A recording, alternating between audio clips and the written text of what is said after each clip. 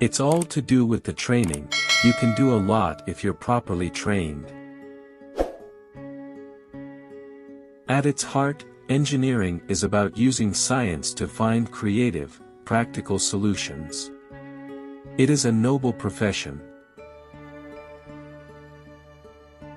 Therefore I am sure that this, my coronation, is not the symbol of a power and a splendor that are gone but a declaration of our hopes for the future, and for the years I may, by God's grace and mercy, be given to reign and serve you as your queen.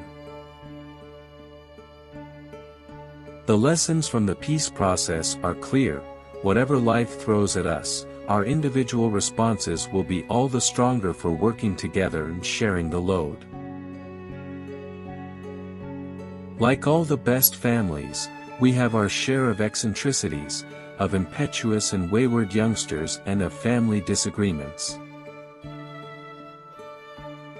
To what greater inspiration and counsel can we turn than to the imperishable truth to be found in this treasure house, the Bible?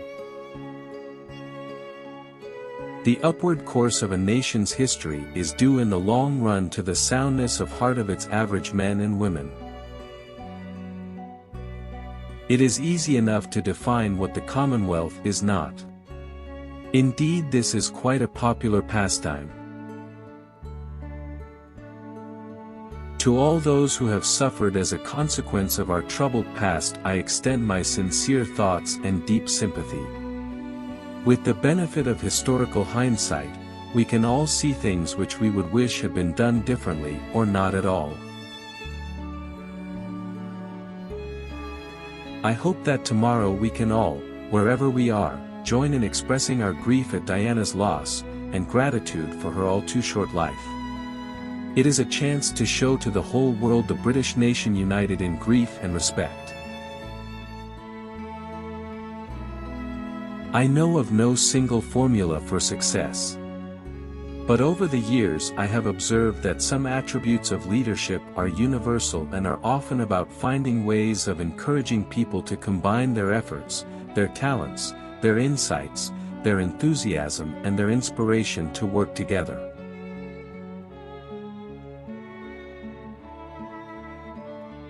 I cannot lead you into battle.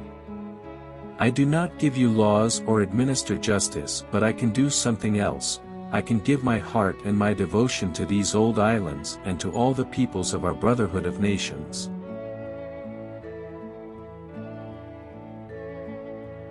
I declare before you all that my whole life, whether it be long or short, shall be devoted to your service and the service of our great imperial family to which we all belong.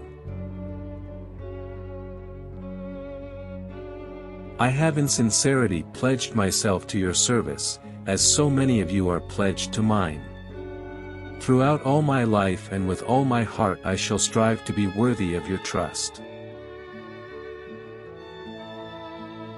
I have behind me not only the splendid traditions and the annals of more than 1,000 years but the living strength and majesty of the Commonwealth and Empire, of societies old and new, of lands and races different in history and origins but all, by God's will, united in spirit and in aim.